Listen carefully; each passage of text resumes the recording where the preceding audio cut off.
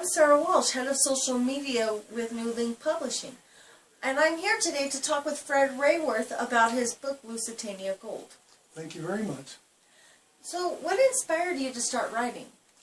Well, I was a failed musician. Me and my wife tried playing in bands and we just couldn't make any money at it and got frustrated with it. And I had an inherent talent for writing.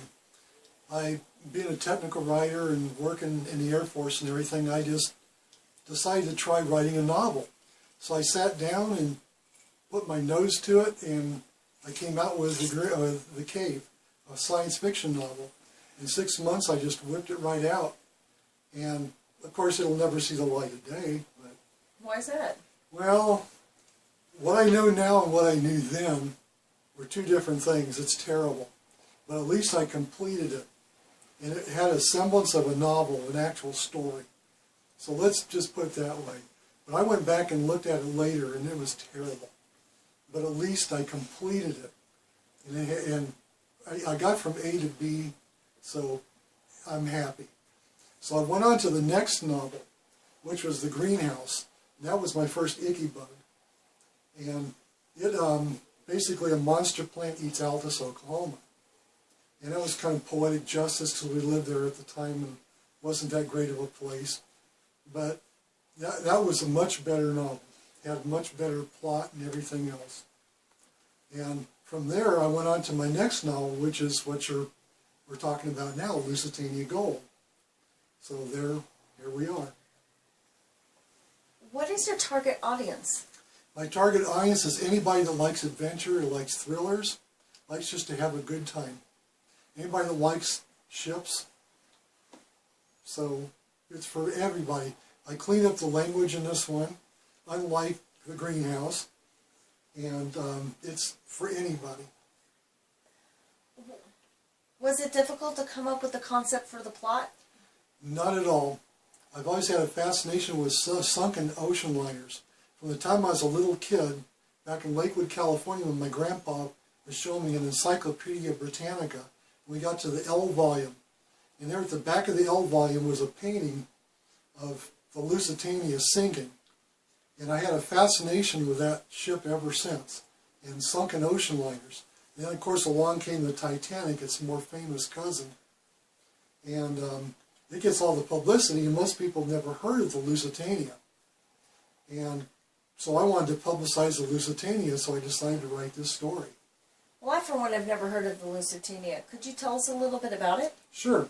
The Lusitania was an ocean liner that made transatlantic trips, and a passenger liner. And it carried almost 2,000 people. And during the war, during World War I, in 1915, it made one trip and got to Ireland. And the Germans had been warning the British and the Americans that that any ship was fair game. Well, the British took a chance, and on May 7th, 1915, they torpedoed the Lusitania. Nobody expected they would actually do it.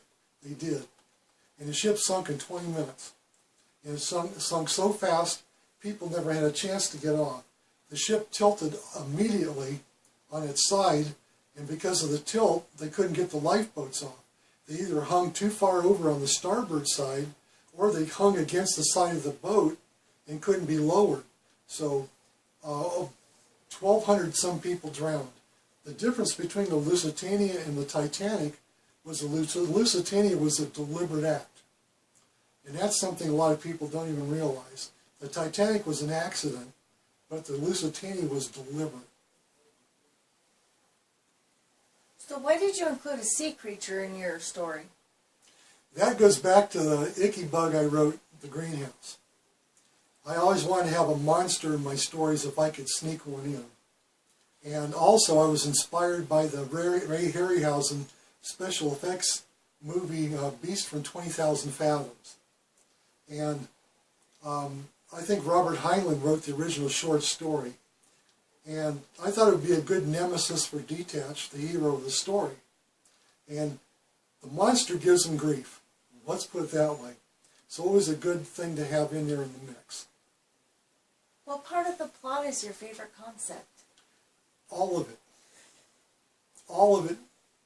Finding the ship, going down, diving on the ship, all the hassles they go through, the surprises they come across, the sea creature, and everything to do with it was my favorite part. The mystery, solving the mystery, the technology that I made up to go along with it, all of it. How do you think this book will affect others? Pure enjoyment. My goal is for them to open page 1 and get to the very last page and close the book with a smile on their face. I want you, the reader, to be able to have a good time. Did you write this book for education or entertainment? Number 1 was entertainment. I'm not out to write a college textbook. I'm out to have, for everybody to have a good time. If you learn something in the bargain, that's fine. Because I threw some real details into the story.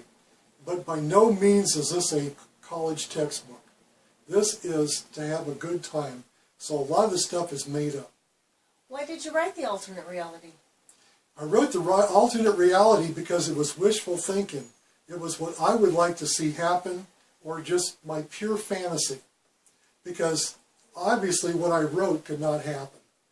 It was a mixture of wishful thinking, also changing paradigms. What may seem impossible could possibly happen. Because, like, nobody can figure out how they really built the pyramids. Yet they built them. People who do impossible things, everybody says they can't do it, yet some schmuck will go out there and actually do it. So when everybody's saying, no, you can't do that, yet somebody does it and slaps them in the face like, hey, I did it. Well, why not? So that was kind of my concept in Lusitania Gold. Now, it probably, all the experts will say, hey, that is impossible. So what? It's a story. Enjoy it. Have a good time. How much is real and how much is fiction? Okay, about 50% of it's real. The locations, the details about the ship are real to a point. Some of the historical stuff I threw in is real to a point. The technology is not real. So the technology is made up. There's technology, I don't want to give any spoilers away, but there's technology that's completely unreal. And it's based on real events. Some of the technology is based on real events that were supposedly disproven, but they're not. Maybe they could actually happen. But that's for you to look at and find out. If you want to find out the reality, that's where you get the books out and actually check it out for yourself. Have you visited the locations in the book? Lusitania Gold is the only book where I have not visited locations. There were 6 books in the series so far. There's Spanish gold, there's Palmdale gold, there's Turkish gold, there's Lompoc gold, and Las Vegas gold. I've either lived in or visited every one of those locations. Lusitania Gold, since it was the first one, it's the first one where I've never actually gone to Ireland. I've never actually gone to a couple of locations I don't want to give away and be spoilers. I have been to New York. I've flown through there about a 2-hour layover. Obviously, I don't know anything about New York City because 2 hours in the airport and in a hotel, I didn't get to see much of New York City. But anecdotally, I've known lots about New York. You know, anybody that's watched TV knows something about it. So I did research. And what I didn't know from details, I was vague. So in all of these places, I had to rely on research.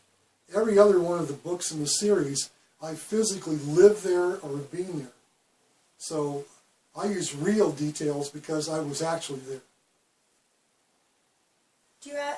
What are your favorite? Who are your favorite authors? My favorite authors, as far as adventure thrillers go, would be Lester Dent was a big influence on me. He wrote the Doc Savage series. And that was a big, heavy inspiration on this. Also, Clive Cussler, Jack DeBrule, James Rollins, David Baldacci, and Steve Berry. Do you have any mentors that have helped with your writing? Absolutely. Right from the very beginning was Carol Davis Luce. She was a huge influence on me. She helped me from day one when I was getting kicked in the pants by every agent and publisher out there. Wouldn't even give me the time of day. And she kept my chin up when, you know, I never wanted to give up, but at the same time, when I was getting really nasty rejection letters and things were really going down, she helped me never give up. And then there was also Rodney Villatte Salsitz, otherwise known as Emily Drake or Elizabeth Forrest. She was a huge influence on me back then too. And then more recently, Jo Wilkins was a big help for me. And she was a former president of the Henderson Writers Group and my current publisher. And without her, I wouldn't be where I am today. Are you in any clubs or groups? Absolutely. I'm in the Henderson Writers Group. The Henderson Writers Group has been a great influence on me from day one. And, well, since I've been in Las Vegas anyway, since about 2005.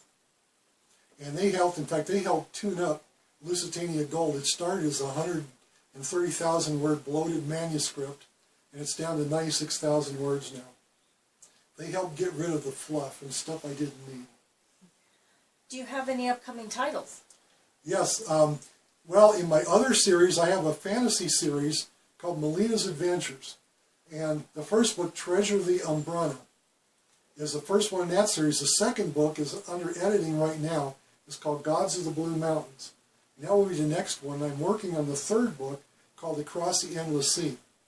But as far as the detached series, we've got Spanish Gold, Palmdale Gold, Las Vegas Gold, Turkish Gold. I'm getting them out of order here. But all that in that series is still going on. Are those your only two series out? No, I've also got written some Icky Bug.